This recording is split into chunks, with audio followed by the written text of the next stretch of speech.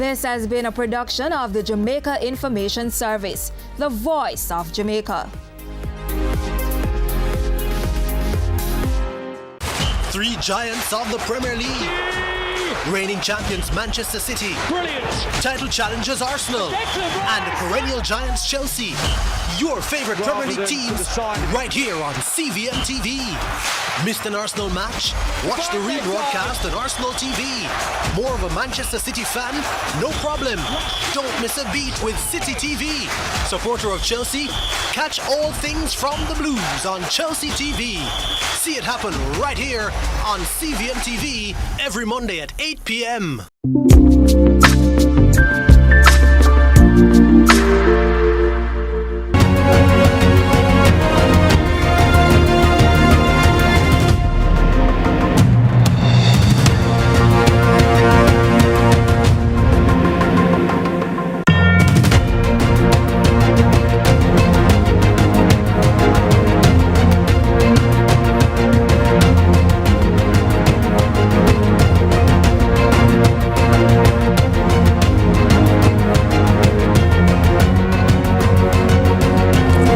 Good evening. I hope all the mothers across Jamaica had a peaceful and meaningful Mother's Day yesterday. In a time of economic pressure, many families aren't always able to express love through grand gestures or expensive gifts. But love is also thrown through sacrifice, through consistency, through holding families together, even when times are hard. So I wish all the best to you. Tonight, we begin with a question that sits uncomfortably inside that reality. Even as Jamaica celebrated mothers yesterday, some of the women displaced by Hurricane Melissa are still uncertain about where home actually is tonight. First, the government said the school shelters were to be cleared by May 8. But questions are now emerging about whether some of the facilities prepared for relocated families were actually ready for human occupancy. Who was responsible? Then, the NARA bill has now passed the Senate after months of debate about speed, executive power, oversight, and accountability. The question is no longer whether the authority should exist.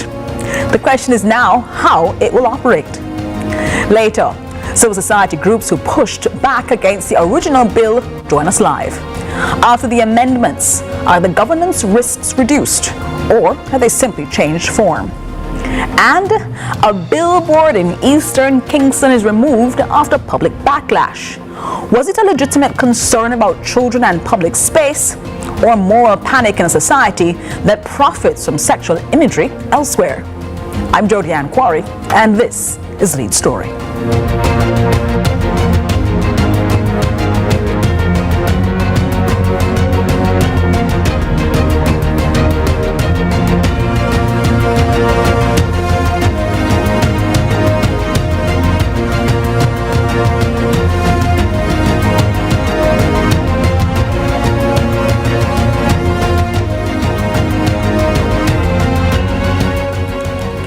In April, the Minister of Local Government and Community Development, the Honorable Desmond McKenzie, made a personal commitment.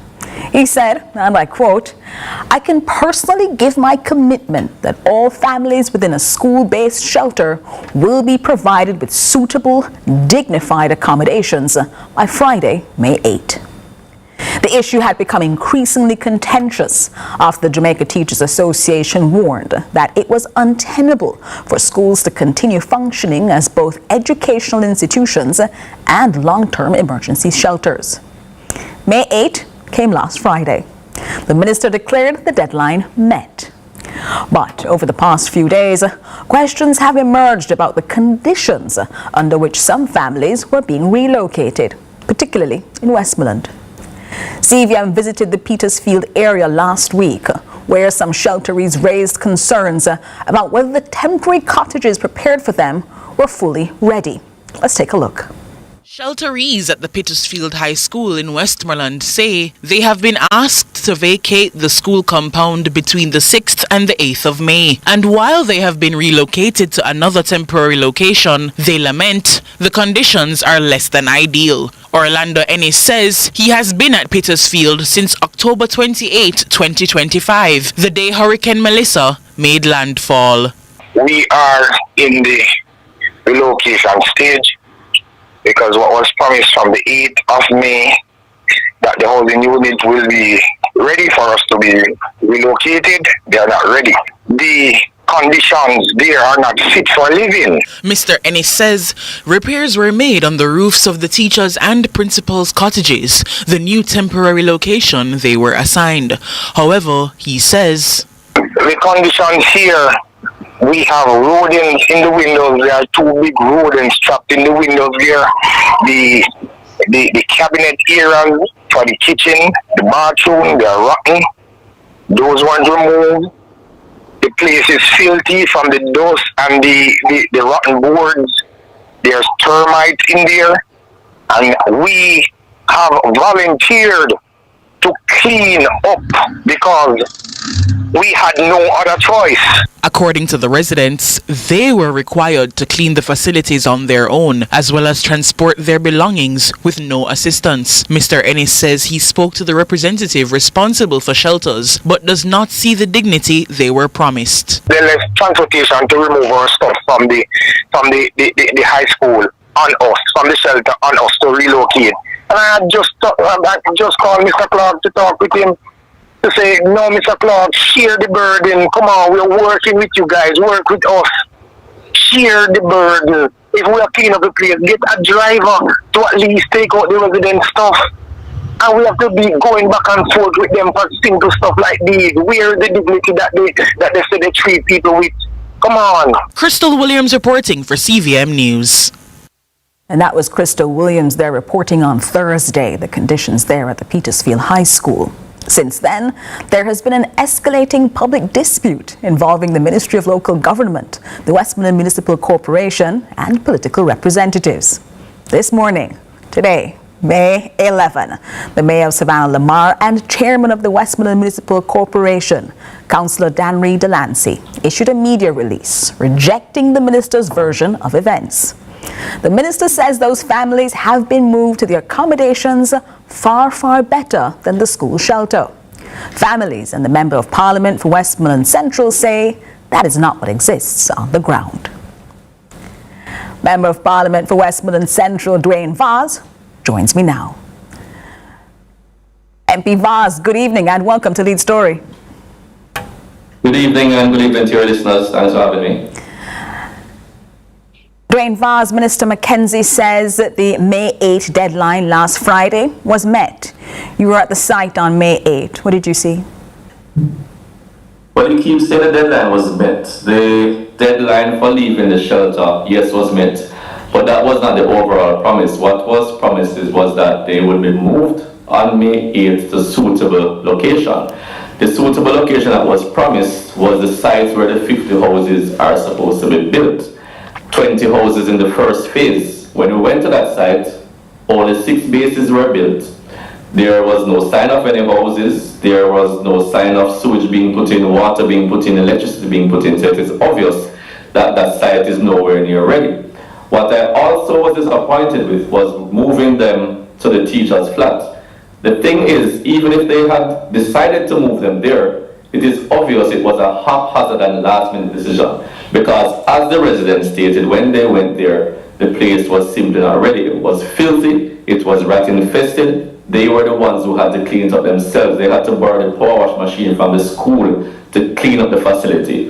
When they went there was no light, there was no running water. All of this was done while they were moving in. It was in the same night after they moved in where the persons came, the electrician came and did some work there, and the water people came. So it is obvious that they were not prepared to move them there initially. It must have been a last-minute decision, because I wouldn't want to think that they had planned to move them there, but yet when the day came, they faced these conditions. These are persons that have gone through serious trauma since the hurricane, losing their homes, having nowhere to go. And to go through this on the day when they were moving is simply disgraceful and unacceptable. Disgraceful and unacceptable is what you're calling it, Dwayne Vaz, but Minister Desmond Mackenzie has publicly asked why the contractor assigned to the housing project hasn't been paid, and he's directed that question to the Westmoreland Municipal Corporation. Mayor Delancey, in a statement earlier today, said the corporation was brought into the process after the work had already been commenced on site.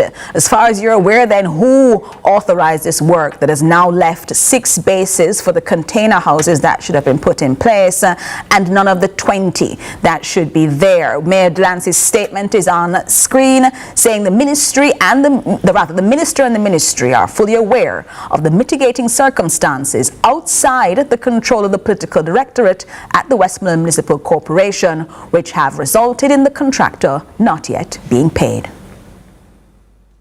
Well, the minister seems to be very confused because in his response to me, he was asking me why the contractor has not been paid by the Westmoreland Municipal Corporation, and asked me to make other questions about the Westmoreland Municipal Corporation. As far as I know, the minister is the person responsible because the Ministry of Local Government has direct responsibility over every parish council. So when he was asking me those questions, I was confused, but I realized now he's asking the mayor those same questions, and now the mayor has responded. I do not know the integral details of what is happening between the parish council and the minister. I've heard some things by the way which I cannot really decide what is really the situation. But what we have heard is that obviously there was no main contract that was signed initially by the contractor and whether the Westmoreland Municipal Corporation or the ministry. I'm not sure who is the one responsible. The work would have commenced before any contractual obligation was put in place. So we have to ask, the minister in charge is the one who is responsible for giving those directives. He has no claim that they have sent money to the parish council, so he's asking me why the contractor was not being paid. I am not sure when that money got to the parish council. I would not know what are the stipulations, as in what should be presented to the parish council before they can pay that money to the contractor. So the minister and his team are the ones who really need to come out and explain to Jamaica what exactly is happening. I can only report what I see on the ground, what I've heard. But as I said, I speak directly about what I've seen, but I cannot speak directly to the differences between the minister and what is happening with the Westmoreland Municipal Corporation. Minister Mackenzie, though, Dwayne Vaz has said that your criticism is political opportunism, saying that you've only decided to come out and represent these people after the deadline has passed to attack him. And that confuses me too, because I've always spoken on the shelter. And he was the one who is trying to politicize it. He was the one who mentioned in his statement that the Westmoreland Municipal Corporation is PNP led. He was the one who mentioned that I have 2 supporters who would have gotten benefits from the roof program. We are not the ones who administer the roofs program. The Ministry of Labour and Social Security did that. So we weren't the one who did the assessments or the recommendations. So I found it very strange when he was asking me questions like that to say, how come I am speaking but yet I have 2 avid supporters who would have gotten benefit towards the shelter? I've not been doing a canvas to see who at the shelter was JLP or PNP. So I'm not understanding why he's trying to change this into a political issue. It is not a political issue. It has nothing to do with the JLP versus the PNP. It has to do with the rights of the people who are at the shelter. For those and I have spoken about this before, so if the minister has not heard me speak on it before, then I'm not understanding, because he has been here on a tour where I was there before. So for him to make those statements is really misleading and malicious. Finally, for you, Dwayne Vaz, before you go, 50 container houses promised, people still in school-based shelters, only 6 bases, you said, now prepared. Where do these people now go safely in the meantime? Well, as was stated, the last set of persons are now at the teacher's cottage. But you have to remember that a lot of persons have left before because other deadlines were given and some people have left. Some of these people are still not in any secure shelter they are at there. Some are actually under tents in their communities. So what we want to know, we are not aware of the list of the 50 families who will get these houses.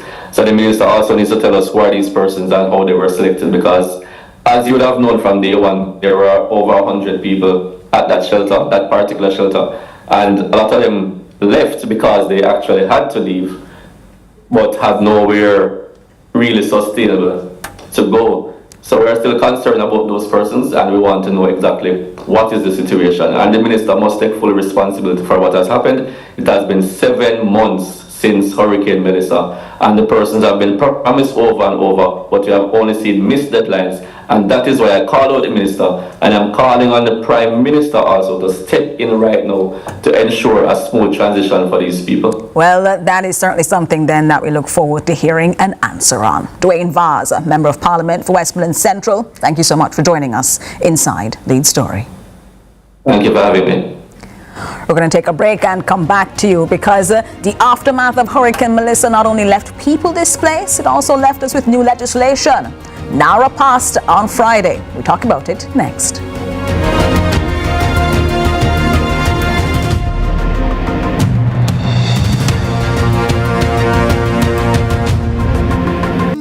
Unemployment rate has fallen to 3.3%, down from 13.2% in 2016. Our government's continued focus on job creation is delivering real results. We are building Jamaica. The time by the Office of the Prime Minister is...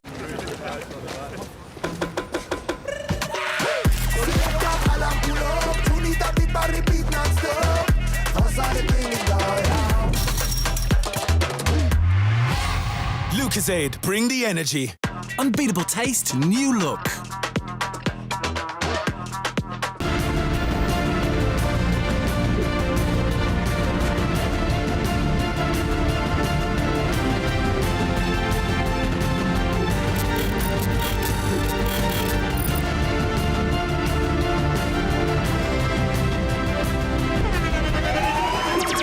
The internationally acclaimed On Stage with Winford Williams. At a new time, Saturdays at 8 p.m. on CVM TV. So much more than entertainment. Hey, what I want? Hi, I am Candy Pang.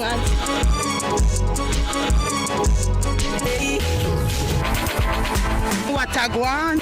What a guan? That a guan pa. What a guan? What a guan? What a guan? Mondays, Wednesdays, and Fridays at 8 a.m., 1:30 p.m., and 10 p.m. on CVM TV. That's a guan pa. What a guan?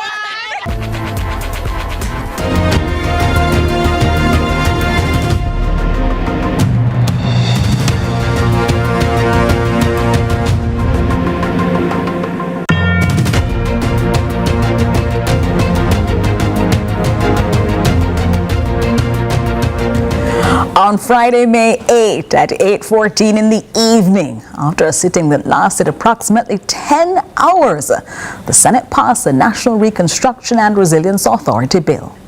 The bill now awaits the Governor General's signature before it is gazetted as law. The government says the following oversight mechanisms apply. The Jamaica Reconstruction and Resilience Oversight Committee, JAMROC, an independent body. The Public Accounts Committee of Parliament. Financial accounts tabled in Parliament, annual internal audit by a certified public accountant, and a public register of initiatives gazetted and open to all members of the public. The government has consistently argued that the scale of damage caused by Hurricane Melissa requires a specialized authority capable of moving faster than traditional government structures. Critics, however, warned that speed cannot come at the expense of accountability, procurement transparency, or democratic oversight. The debate now enters a different phase because the question is no longer whether the bill should pass. It did. The question is now whether how power will operate under this new framework.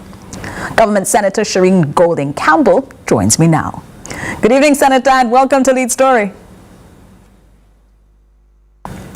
Are you hearing me? Thank you. Thank you so much, Julianne. Thank you. Thanks so much for joining us. The Senate passed NARA on May 8th. That was Friday, a big day here inside the show. The bill now awaits the Governor General's assent. What does the final bill say? I have to ask you to repeat what you just said. So the bill passed in the Senate on May 8th. It now awaits the Governor General's assent. What does the final bill say? Well, the final bill incorporated some amendments that had been made to the bill that was tabled in the House, but we made no further amendments to the bill in the Senate. So essentially, the Act now provides for the authority established with a CEO for that authority to to engage its work, for the cabinet to get on with its work as well in terms of designating projects and giving the CEO a priority list of projects that the CEO will then monitor, the authority will monitor to basically map process. This bill is really about pushing through and fast tracking normal processes that have traditionally and typically taken an extremely long time. Some have heard that about this bill, seen that these bottlenecks, it has been argued by the government, needed NARA. But others have said, listen, why not improve the processes that we have on the ground now? How do you respond? I respond to that by saying what we have on the ground now is not going to be improved by a quick fix. The truth is that we have a broken public service system, a broken system of delivering services to the public. And we really do need to look at that system and urgently reform it, but it's going to take time because it is a complex structure with a lot of fragmented bodies. In some cases, we have bodies that are sort of overlapped in the work that they do. We had engaged some amount of reform of the public service system in the past, but I think we may have become a bit derailed and distracted by the urgency of the economic reform process. But I think we are now at that stage where in order to deliver these projects and to deliver urgent recovery and reconstruction, those systems are just not fit for purpose. And we will have to look at reforming them. And I hope and I expect that at some point the government is going to engage the wheels of reform of the system, because that's ultimately the system that normal, usual processes and normal goods and services are delivered. So it's not a system we can abandon. We do have to fix it, but in terms of delivering for the people of Western Jamaica and for the recovery post-Hurricane Melissa, the National Authority for Reconstruction and Resilience is the vehicle that the government has chosen to bypass that sort of lazy, unresponsive system. That system, though, is not being used in the reconstruction. NARA is the vehicle, this purpose-built vehicle. No, that's not true. That's actually not true. NARA is the vehicle pushing through the system, but the system will be used. It just will not be left to its own devices, so that the authority is positioned to basically prompt the system to act more quickly and to give it directives and timelines to do its work. If you leave the system to itself, any developer will tell you, whether small or large, that you can take 2-3 years, sometimes maybe even more, just to get approval to start. Yeah? We can't afford that kind of timeline in terms of the reconstruction that needs to happen. So it's not true that the system is not going to be utilized. It will most definitely be utilized, but it will be, as if you want to say it this way, it will be under heavy manners. Well, at least for the reconstruction where NARA projects are concerned, there is, though, part of that purpose-built body of NARA, an oversight body created, JAMROC. It's provided to establish independent oversight of NARA. However, for all that it's talked about, all that was discussed back and forth in the Senate on Friday, it doesn't exist in the legislation, not given statutory footing. Groups, including the Jamaica Umbrella Group of Churches, specifically asked why. What's the answer, and what prevents a future government from just simply dissolving JAMROC? Because the essence of JAMROC is really buttressed on the independence of the private sector. And we saw in the model that really has guided the concept of JAMROC in this instance, that the private sector came together. Is that the Economic Partnership Oversight Committee, EPOC? Yes, I'm talking about the economic, I'm sorry to use the acronym. Very much so. And so I don't think that putting such a body in the legislation and restricting it in terms of the minute details of how it operates is the way to enhance that independence. The fact of the matter is that the essence of that kind of body is, one, the competence of the people who make up the body, two, their integrity and trustworthiness, and three, their own consensus within the group and their ownership of the process. And that's what we got out of EPOC. Well, so is EPOC not a little... But isn't EPOC a little different, Senator? Because EPOC was us taking external guidelines and then operationalizing them in Jamaica, while Jamrock, now for NARA, the National Resilience and... What? No, NARA, the National Reconstruction and Resilience Authority, there you go, will be responsible for execution of the building of things. Physical assets is what it must produce. It must show that it led to those physical assets. All EPOC had to do was say, these are the numbers that we got overseas, these are the numbers that we must keep here in Jamaica. While similar, are they not dealing with completely different kinds of things and therefore might have different structures to accommodate that? Well, I don't necessarily agree that the work of the entity is what determines whether or not we use this model or not. The fact of the matter is that NARA won't be setting any parameters in terms of approvals itself.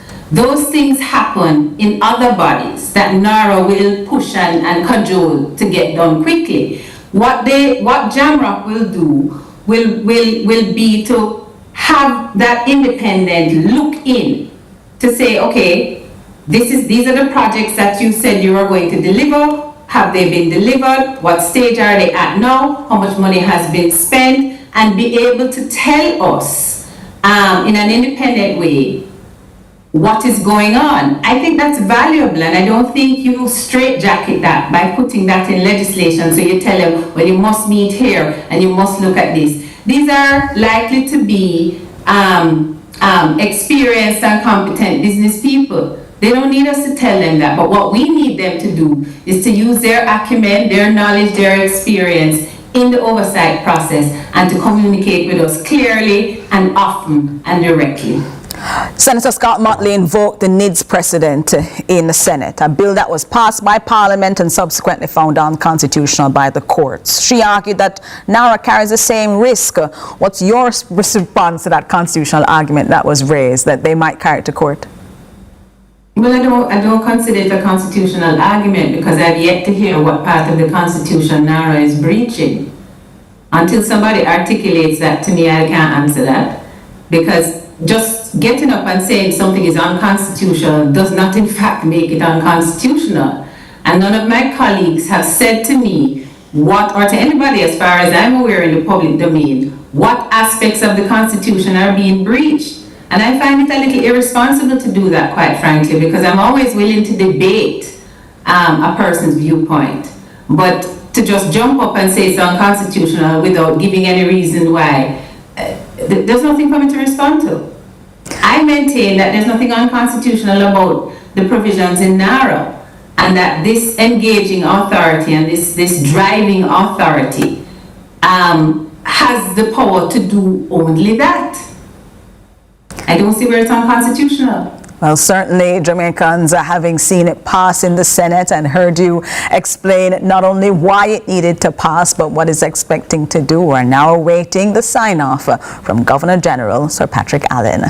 Thanks so much for joining us, Senator Shireen Golding-Campbell, and helping us better understand what took place in the Senate, why this piece of legislation was necessary, and what Jamaicans can look forward to in the coming weeks and months. Urgent recovery. Thank you, Julian.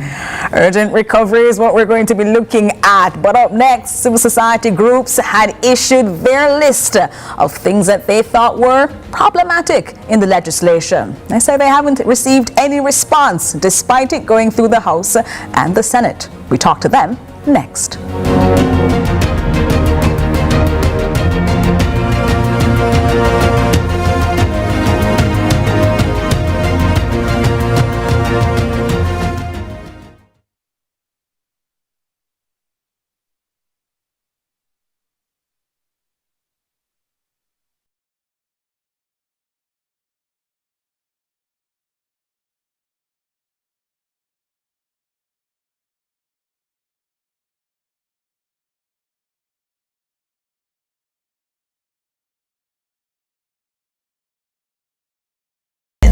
The Bank of Jamaica brings you Common Sense with BOJ. Real stories, real laughs, and real lessons to help you protect, grow, and manage your money.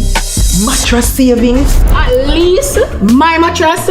You charge me to sleep on it. Partner plan. Remember last year we needed our payouts early, but Miss Pam gave it to her cousin first. Or a sketchy loan flyer. Electrifying deals. See why making the right financial choices is pure common sense. Brought to you by Bank of Jamaica, empowering everyday Jamaicans one episode at a time.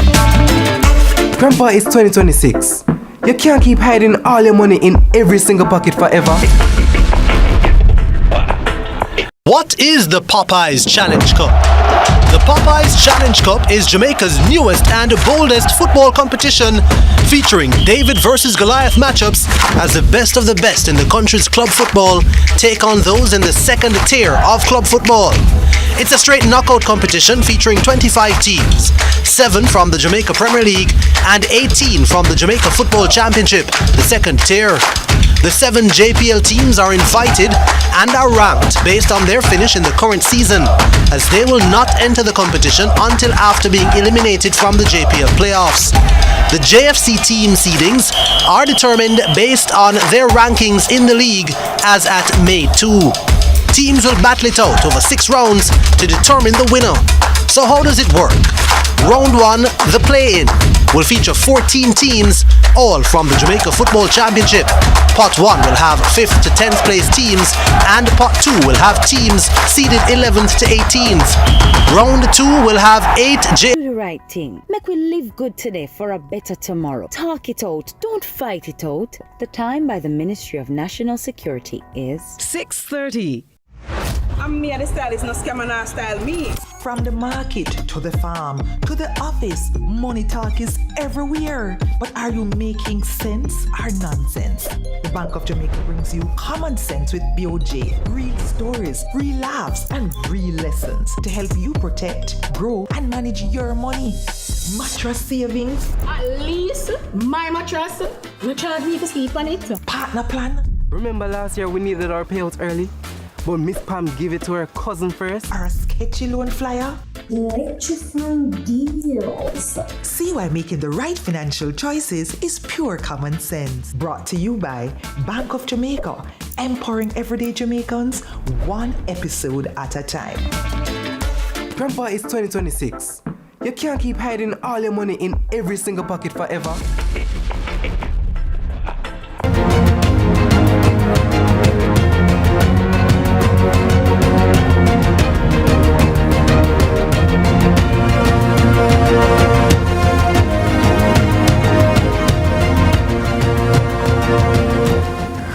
Throughout the debate about the National Reconstruction and Resilience Authority, NARA, civil society groups, including Jamaicans for Justice and the Jamaica Environment Trust, warned about the risks of concentrated executive power, weak procurement oversight, environmental fast-tracking, and limited public accountability. The government maintained that the country could not afford slow reconstruction after Hurricane Melissa. Jamaicans for Justice and the Jamaica Environment Trust submitted detailed written concerns to the Office of the Prime Minister on March 30, 2026. So far as we're aware, they received no response from the Office of the Prime Minister before the bill passed the Senate last Friday, May 8. The Prime Minister himself, Dr. Andrew Holness, speaking at the groundbreaking ceremony for the Roselle Estate in St. Thomas last week, however, said the concerns raised by civil society were misplaced. That, instead, none of the groups have shown any concerns about efficiency. The bill is now passed. So tonight we ask different sorts of questions. Did the final legislation adequately address those governance concerns, or only narrow some of the risks? Michael Jackson, Executive Director of Jamaicans for Justice, and Dr. Teresa Rodriguez Moody, Chief Executive Officer of the Jamaica Environment Trust, join me now. Good evening, ladies, and welcome to the Lead Story. Good evening. Good evening. Thank you so much. Let me start off first with you, Michael Jackson. The Prime Minister said your concerns are misplaced. Respond to that specific characterization. First to Michael, then to Dr. Teresa Rodriguez Moody. Well, let me start by saying while we did not get a written response from the Office of the Prime Minister had in fact recognized the submission from both the JET and JFJ when the bill was being debated in the lower house. And two of the recommendations that we made were actually placed in the amendments. So we acknowledge that, acknowledgement from members of the House, if you will. I want to respond to indicate, however, that one, as human rights organizations and environmental practitioners, while we are guided by the need for NARA, and we publicly said this, we are also guided by how communities are going to be affected, governance concerns, to ensure that the funds, taxpayers' monies and monies that we're effectively borrowing, they're spent in accordance to good governance principles. But to respond directly to the Prime Minister, however, just to point out that the submission that we made, it in fact spoken to efficiency. For example, we said we recognize the need for procurement processes to be fast-tracked, and though we note that an order can be made by the Minister of Finance, in our humble opinion, we believe that that process ought to have been placed a little bit better in the bill, wherein it clearly says these are the procurement amounts that can be fast-tracked in this particular way. These are the expedition mechanisms that we're proposing. So it acknowledges the seriousness, the emergency need that NARA is responded to, but balancing that with good governance processes. I don't think we were divorced from that concept at all. Dr. Teresa Rodriguez-Moody, the Prime Minister said your concerns were misplaced. What is your response? I'm not sure what would have given him the impression that our concerns were misplaced, because as Michael said, we understood the significance of this. We understood the significance of the damage and the devastation and the need to act with urgency. However, the need to act with urgency should not trump what communities really need. And what we don't need are announcements of projects that claim to be Build Back Better projects or resilience building projects, when in fact they are not. Or projects that are intended to, be so good for the economy, but does not include the very people that have been impacted, the very people whose lives have been upended. And so we felt it important to speak out in a way that, well, we thought maybe would have been understood by those that are in power, to understand that while you're going to be making these decisions and spending billions of dollars in this reconstruction and rebuild, you cannot forget the very lives that have been impacted, and they must be a very important part of the decision-making process. Their voices must be heard. What we do not need are announcements of grandness when people are still struggling to build back. There's a heavy focus in the bill on, for example, high level tourism, high level agriculture, but that's not who was the most significantly impacted in Hurricane Melissa. And so I hear what the Prime Minister says, but I don't know why he would have felt that, because at the very root of our concerns was the people that have been impacted, continue to be impacted, and who urgently need their lives restored. Just quickly there, we heard a moment ago from Michael Jackson that two of the proposals, I think it was a list of 16, that had been sent by JET and JFJ had been accepted. Which two are those? There was one that spoke to the definition of works that initially could see the minister making a change to a critical definition in the bill without going to Parliament. And our recommendation indicated that if the minister makes such change to a definition, it ought to be subject to affirmative resolution, and that was accepted.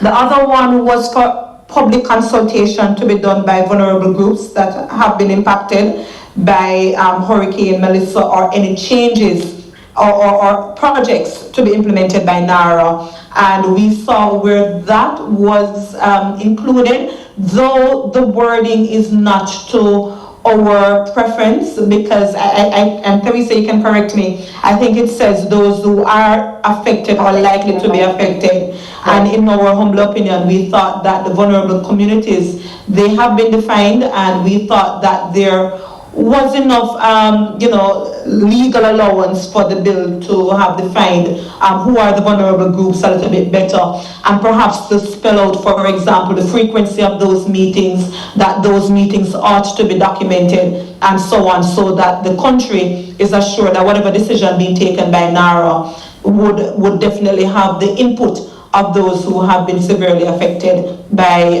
the projects being undertaken, and as I said, Hurricane Melissa. One of those projects, Dr. Teresa Rodriguez Moody, if we're talking about what we can be looking at, is NARA's mandate, including the relocation of communities from high-risk zones and the transformation of Black River, for example, and things like Falmouth, turning it into a planned climate-ready urban core. Each of those carries significant environmental implications. What environmental approval framework applies under the final law? Well, you see, and this is one of the concerns, the NRCA Act, which is the primary environmental legislation in Jamaica, is widely discretionary about the kinds of projects that do require an environmental impact assessment. And the way how the NARA bill speaks to solutions, it says solutions that minimize, mitigate, avoid environmental risk. The question is, how did they come to this decision? And it doesn't define if it needs to be done by any kind of technical studies. And everything, the two projects that you've just indicated do require studies. Now, I'm not just saying studies for the sake of studies, because the fact is, if you're moving people, they need to be involved in the decision-making process. Where are you going to move them to? Is the location that you're moving them to less vulnerable, less exposed? If we're talking about Black River, for example, there is a petition right now going around where people have indicated that they are concerned about what is being said about Black River and the courthouse, and they want to be preserved. So what we're seeing already is that announcements are being made, or people are hearing these different speeches, and you're seeing things reported in the newspaper. But people are also not being consulted. Like, how am I a part of this? You tell me you're going to turn the coastline of Black River into a tourism center. I'm not quite sure of the wording, but did you engage with people who currently have their lives and livelihood in Black River? And I'm not talking about the very limited few that may have been called to special consultations. And I think this is important as we go forward. While all of this discussion was taking place, in the newspapers we saw about certain projects that along the hip strip that would be considered under NARA. We heard about all of these different things that don't really have anything to do with rebuilding the vulnerable people, the people that have been impacted by the hurricane and their lives. It didn't really focus on that, and we don't have a clear picture of how they will benefit, how the environment specifically also, because the environment in Hurricane Melissa was also significantly damaged, and for us to have healthy, productive businesses, agriculture, tourism, you need a healthy environment as well. So I understand that you can't put everything in a legislation, and this is one of the pushbacks that we got from government. Everything cannot be included in legislation, and that's understandable. But we have also seen that when you allow for wide, broad language, very discretionary language in law, it is problematic, and it has proved to be problematic in the past. Well, let's take a quick break here inside Lead Story and come back, because if we're going to have problems, then we require civil society to give us a lot of keen eye looking into the situation. We continue here inside Lead Story.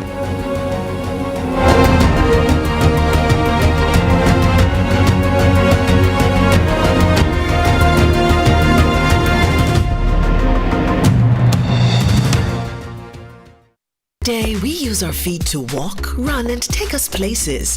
But your feet can do something even more amazing. Join Guardian Group's Shine 5K Night Run Walk and make a stride to support KPH, the Falmouth Hospital, and Project STAR.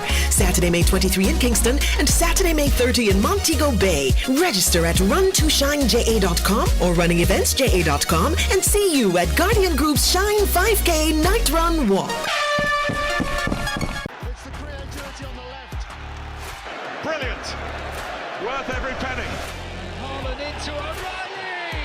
over there. He walks past him, and then it's just a bit of magic.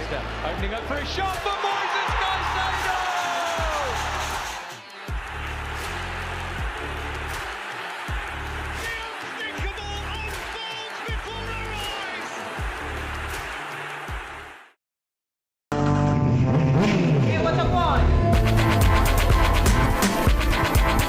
Hi, I am Candy Pang.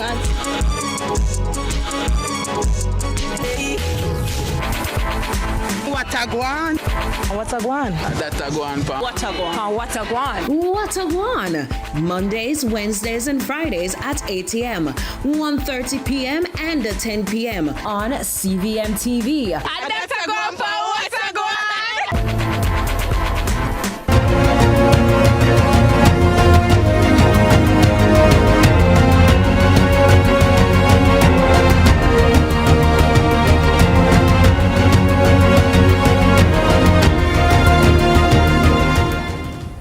Perhaps the most consequential bit of legislation has now passed the Senate, and that took place on Friday, May 8. We are looking at the National Reconstruction and Resilience Authority bill, and with us we have Mikel Jackson, Executive Director of Jamaicans for Justice, and Dr. Teresa Rodriguez Moody, Chief Executive Officer of the Jamaica Environment Trust.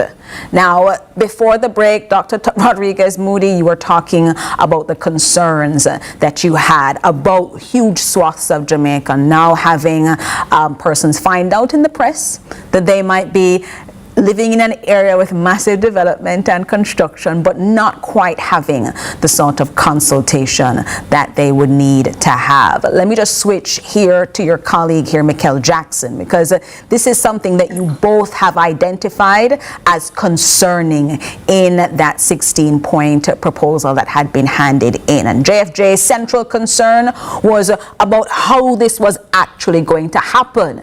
Dr. Rodriguez Moody talked about finding out in the newspaper. JFJ said, well, this highly centralized CEO-driven structure with insufficient independent oversight was a problem. The government has said JAMROC is the answer. The Public Accounts Committee, the annual parliamentary reporting, all that addresses that. You're looking now at a bill that has passed the Senate, Mikel Jackson. Those mechanisms satisfy the concern?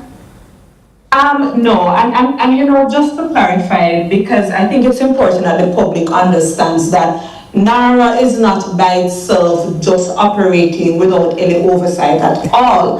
The challenge is where the oversight is coming from. Now, if people understand governance and branches of government, the concern that we have is too much of an executive influence by the way of cabinet. And in our opinion, there needed to have been improved buffer.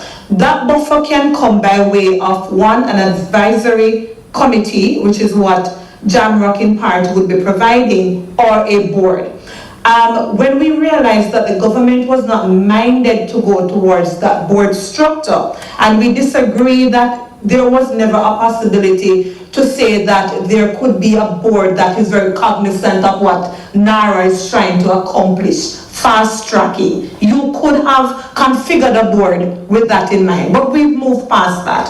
What we're saying is that JAMROC ought to have been placed in the NARA bill, and we remain resolute on that. Hold on, but Mikel Jackson, we just spoke with Senator Shireen Golding Campbell, who said, honestly, we're using the template that we had from the Economic Partnership Oversight Committee, EPOC. All of these things can't be in the legislation. We're using it so that we can have the oversight, but we're moving quickly. Does that convince you? No, because the government can use EPOC by making reference to private sector. Firstly, JAMROC cannot just be a private sector-led oversight body. That's the first thing. Now, if we look at the conversation about social consensus, the government mentions EPOC, it's an excellent model, but I can mention CMOC, which is the Crime Monitoring Oversight Body.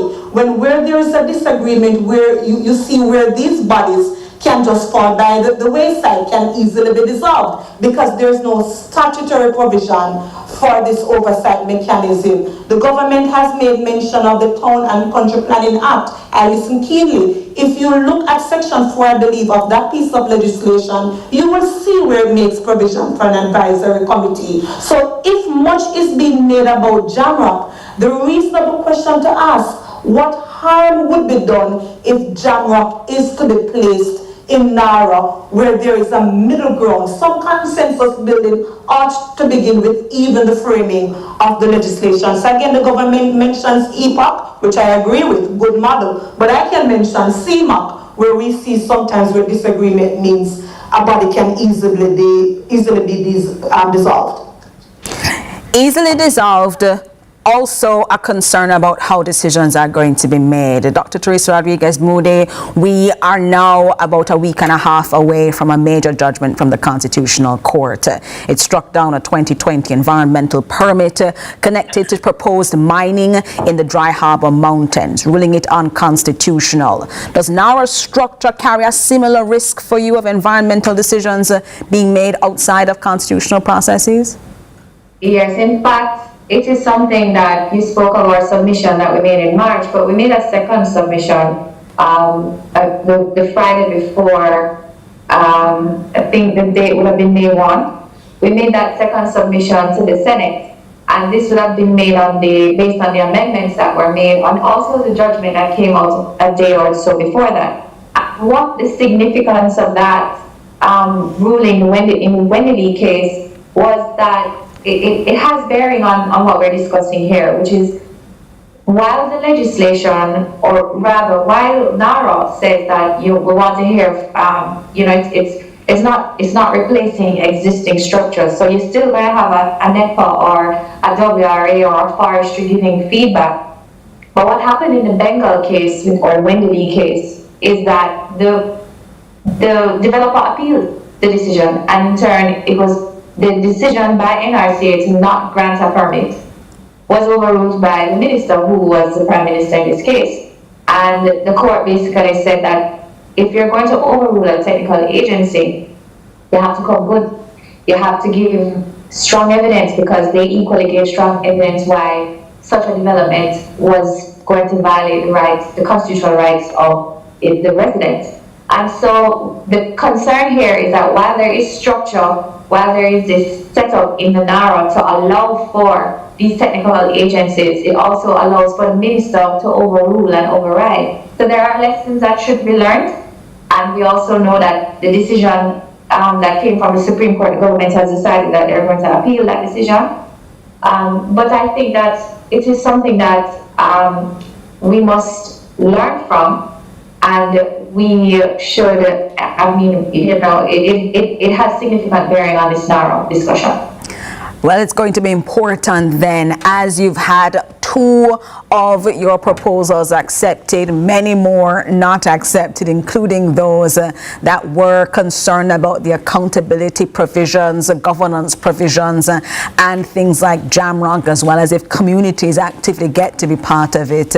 That we see this bill passed, and then we see what civil society can find out and can say after the passage of this bill, especially as you've indicated, the Wendy Lee case, Bengal Development Dry Harbor case now goes for appeal. The government having indicated that they will appeal that. We now look to see what lessons will be left to be learned after all of this. Thanks to you, Mikel Jackson, Executive Director of Jamaicans for Justice, and Dr. Teresa Rodriguez-Moody, Chief Executive Officer of the Jamaica Environment Trust, for joining us tonight inside the show. Big news, and it was important to see if civil society groups, after looking at the passage of the bill on Friday, are happy with what we have. Well, they don't seem so thrilled, but we will continue to keep our eyes on all of this. Thanks so much for joining us inside the show. Thank you. Thank you so much for having us. All right, just before we go, we want to talk to you about something that happened last week really quickly, because last week a billboard appeared in Rockfort, Eastern Kingston. It promoted a product called Rude Boy Original. It featured a bottle flanked by raised legs wearing black fishnet stockings and high-heeled boots. The slogan read, drink rude. It went viral. The public reacted, and on May 7, the Kingston and St. Andrew Municipal Corporation, the KSAMC, was notified. On review, a 24-hour removal notice was issued. The sign came down. And they posted a statement on social media platform X yesterday, May 10. And they said, the KSAMC acknowledges the public concerns raised regarding the recent advertisement displayed within the municipality. The sign, they said, was brought to the KSAMC's attention on the 7th of May, 2026. On review of the signage, a 24-hour notice was issued to the advertisers to have the sign removed. KSAMC CEO Robert Hill added that while the corporation doesn't regulate creative content, it's urging businesses and advertisers to exercise good judgment in shared public spaces. Now, it's been a big debate. Some have said that this backlash was unnecessary puritanism, that Jamaica has 2 nude statues at Emancipation Park in New Kingston and regularly displays nudity, and the outrage is inconsistent. Others drew a firm distinction between art in a designated space, Emancipation Park, and sexualized advertising in a shared civic corridor. Both arguments have merit. But tonight on Lead Story, neither argument is what we think is the sharpest one available. Because we think the question is regulatory, not moral. I don't care what you prefer. What does the law say? And here's a regulatory framework. You have all sorts of things that you can and cannot do. But what did you notice? The KSMC didn't say they took a look at the regulations and then got rid of it. It was public outrage that changed it. We will hear from the mayor tomorrow as to what